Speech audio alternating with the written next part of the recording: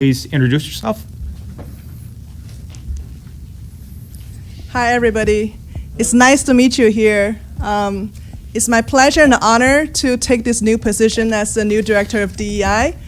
I originally come from Shanghai, China, a city slightly bigger than Midland. I received almost 10 years of my postgraduate education here in the States. So I think it's time for me to give back. My comfort zone has always been in teaching for colleges, but I'm passionate about kids and the Midland Public School too. DEI is hard work. It's a work with a lot of controversies, the work with a lot of resistance.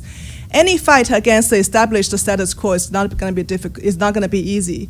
But I'm passionate, and we will see, what we can do to change, even just little by little. And maybe, hopefully, there's no fight at all. If we could solve things peacefully.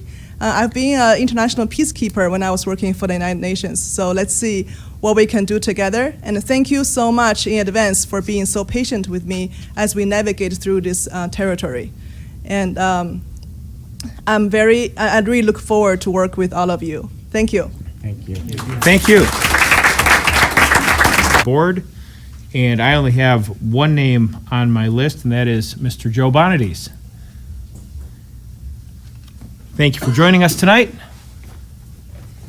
Greetings. At the July meeting, I talked about the lack of a continuity of learning plan for 22-23 school year.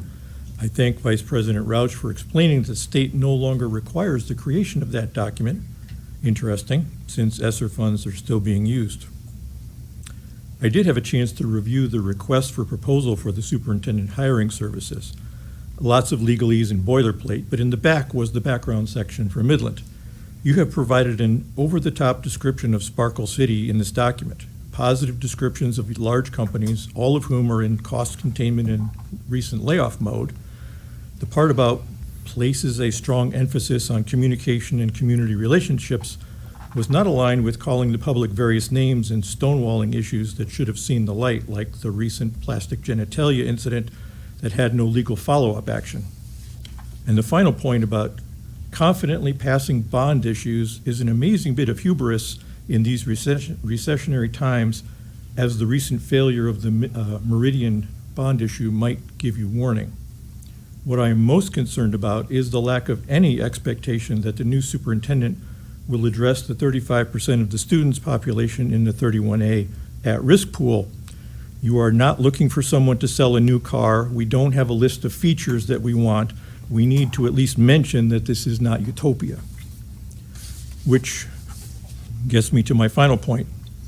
As I mentioned last week, we need to learn from the last 3 years and not repeat the same mistakes. There are strong rumors, news items, a few solid pieces of information that the government is going to go back into lockdown mode again. There are multiple studies on many aspects of what did and did not work and what was not true the first time around. I'm not going to make this into a political debate, but the part I will push is masks don't work. I can give you another summary of the literature on why masking asymptomatic people does not work, but you are crushing the souls of the students with masks. And you might not want to poke that bear again and go into auditorium-sized school board meetings when the mama bears wake up again. And if you, quote, took a bribe, unquote, by accepting ESSER funds and are required to mask the kids, I would like to have that information on the public record. Thank you.